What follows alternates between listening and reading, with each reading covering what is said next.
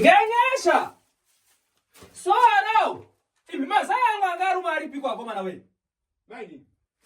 Muruka karere ngadu.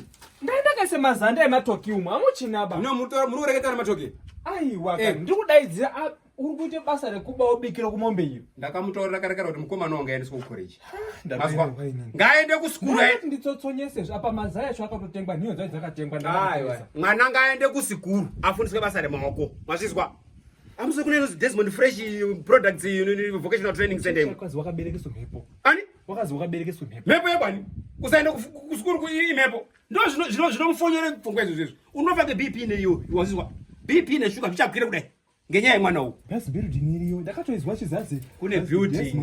Kune exactly. Kune kubika. Kune building. Anoite zvokusona.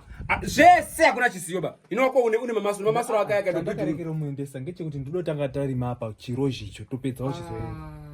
Mainini. Mwana ngaende kuskuru. Ochiende kozviitire zviro okutenge ochikupe mari otsvagira anhu anoita achiti. Wakaberekeswa mhepo. Mhepo bani? Haisi mhepo bei. Ile ko funora chichaya kuitika apa. Mwana ngaende college iyo. Mwana aende training center ofundiswa zvakanaka oende kusenza zvakanaka ine mari. Mhepo bani? Akaone mari okutsvagira anhu kuti ma part time yo. Chakashata chinyi.